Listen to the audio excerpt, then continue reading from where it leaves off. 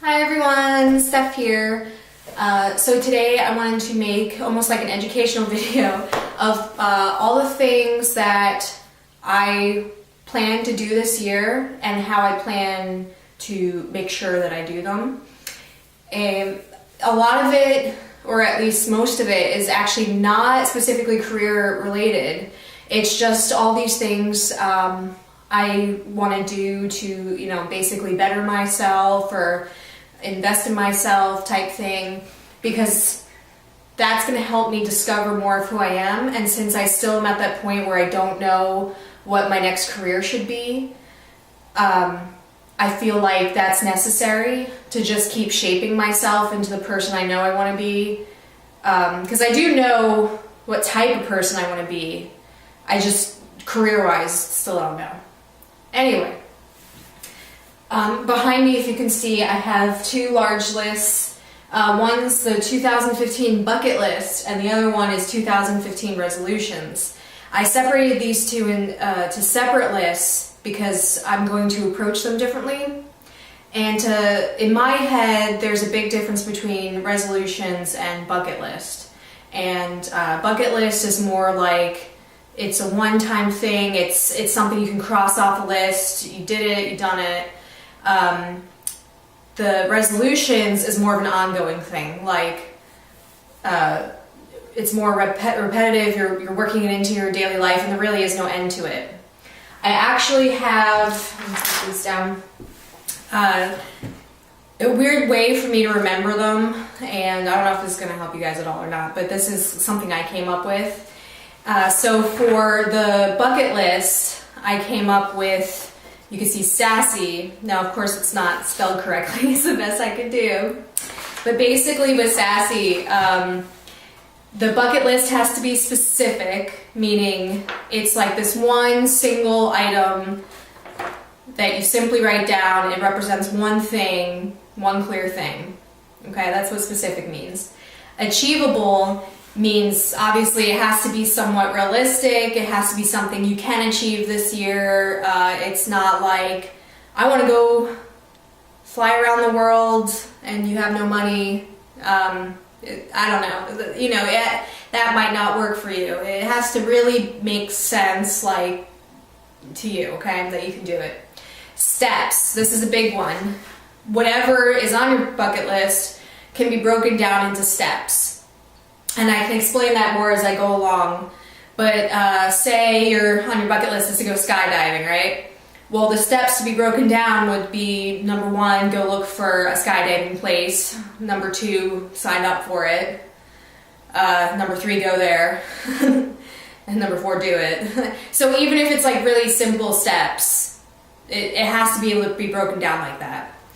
Communicate. Can you communicate these steps? Meaning, if I was to say these steps to someone else, would it make sense to them? Or can I write these down and I can make sense of it when I'm reading it? Okay?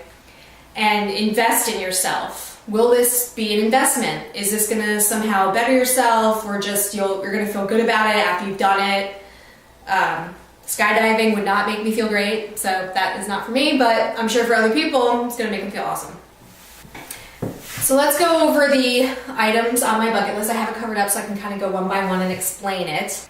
So number 1, I don't know if you can see that, take hoop class. And I've already done that. I mean, I'm still doing my hoop classes, but I have signed up for it, so I've completed the task. And I'm actually already starting my intermediate class now, so that's pretty exciting. So I can check this off. Number 2, take aerials class. Doing that too. Cross it off. Number 3, trapeze class. Yep. Okay, number 4 is take a dance class. I have not done that yet, and I haven't actually made plans to do it. Now, obviously, there's steps I could follow. I could look into dance classes, sign up for one, blah, blah, blah.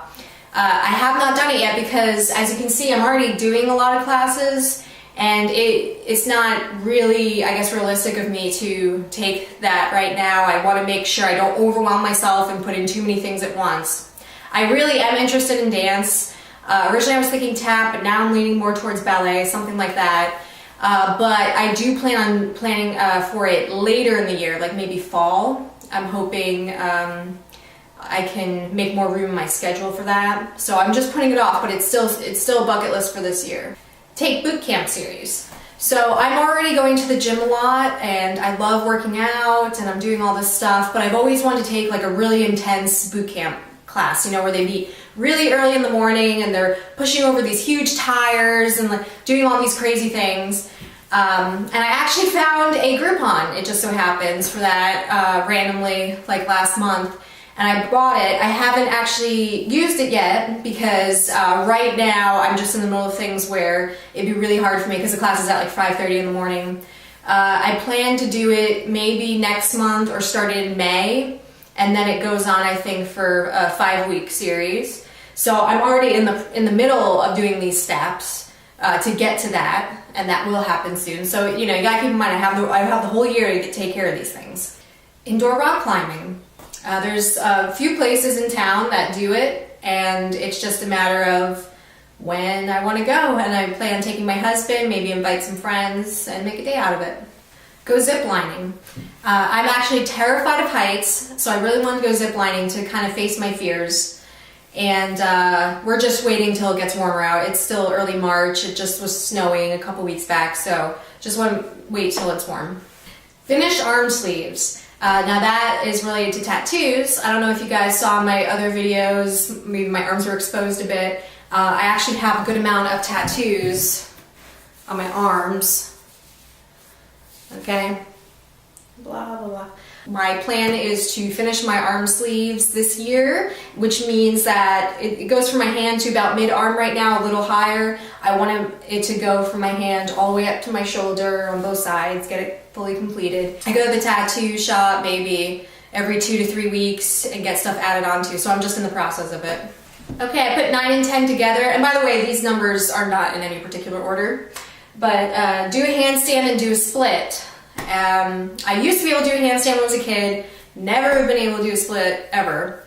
But I found some techniques on YouTube of how you can kind of get there. So I just want to start really stretching my body and trying to be able to do a split, get back into doing a handstand again. It'd just be a really cool thing. The last one has 2 boxes. It's the Spartan race. I'm actually signed up for 2 of them. Both my husband and I are signed up for 2 this year. So I have 2 boxes for that. Now what the Spartan race is, if you guys don't know, it's a combination of a race, you know, with running, and then, but it also is an obstacle course. So they'll have you climbing up walls and ropes and all these crazy things while you're doing this big long run. The first one I'm signed up for is in Charlotte, or right outside of Charlotte, and that is 4 miles long and some obstacles. And then the bigger one is right here in Asheville, where I live, North Carolina, and that's in August, and that's going to be more like an 8-mile run. Now, my husband and I are in training, and every weekend we actually run 5 miles. We're pretty good at it. We got our endurance up and all that. We don't stop. And then, you know, we're also lifting weights a couple times a week at the gym to really build that arm strength. And I'm working on doing pull-ups. I can only do 2 real pull-ups right now in a row, but I'm working on it. Okay, so now moving on to my resolutions. And I have another helpful guide that tells me, you know, how to make sure it's a good resolution for me. So for this I use Boulder, and that's spelled without an E, but whatever. So for a resolution, the first thing, it has to be something that's going to make you a better version of yourself. Now that's an important thing to remember because you don't want to change yourself completely, right? You still want to be yourself, but just make it a better version of you. You know, it's like with the bucket list, you're shaping yourself doing these things, but you don't want to pretend to be someone else, basically. So it has to be obvious. So that means that the resolution has to be obvious to others and to yourself that you're actually making these change. And that's pretty simple. Like if you're cutting out cigarettes, then people are going to notice that you're not smoking as much, you're coughing less, you're going to notice maybe saving a little money. It's just obvious things that are changing your life, resulting in cutting down on cigarettes. Next thing, limitless. That means that this isn't necessarily a goal that has an end. You know, so cutting out cigarettes, yes, there is like this end goal, okay, no more cigarettes, but at the same time, you want to keep that going in your life, like forever, right? Like every day you're just not having cigarettes. So it's really an ongoing thing that you're facing. So the next thing is doable. This means that it's reasonable, you're capable of it, you're in control of it. Maybe a resolution that's not too great is I want to read one book a day for the rest of the year. That might not be the greatest thing to say.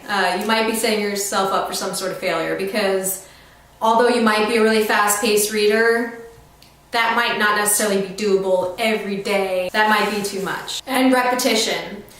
So like the cigarette example again, it's something that you're facing every day. It's something that you are repeating every day. So every day you're cutting out cigarettes. It's not necessarily that one day you cut it out and now let's go live my life now as normal. No, you cut it out for the first day, but then the second day you're also faced with that option of should I smoke or not. Third day you're faced with the same option, should I smoke or not. And you're faced with that every day and it's sort of like a repetitive thing. So quite different from the bucket list where it is purely a one-time thing. This is something that you want to work into your habits of your everyday life. Okay, so for my list, go bowling more. I've always loved bowling, not that great at it. I'm lucky to break 100, but it's just a fun thing to do with friends. I used to live right near a bowling alley growing up in New York, and I used to go all the time with my friends and my dad, and it was a great time. And I just didn't really do it anymore. I was like, oh, it costs money, whatever. But I decided, you know what, I miss it, I want to go. So I scheduled with my husband and my good friend. We go every Tuesday at 7 o'clock. Watch less TV. And when I say TV, I don't even have cable. I use Netflix and Hulu, just like online sites. But I was used to coming home from work and just putting on Netflix and just watching things. I'd put on a TV show I liked and just like binge watch the entire series, and it's just not healthy. It's not. So there's another video I'm gonna make about how I go about cutting down on TV, but I'm just gonna list it for now because that would be a really long video. Listen to more music. So music, I feel, can make anyone's day turn around. Just listening to a good song can all of a sudden change your mood completely. So I definitely feel like listening to more music has already helped me as I keep incorporating it into my everyday life. And I'm discovering new bands and it's really, really exciting. I highly recommend Torch Browser. If you Google that, it's a really cool site where you can just browse artists or by CD, and it kind of takes in videos from YouTube that were posted and lets you listen to them. It's really great. Draw more. I used to do art all the time, painting, drawing.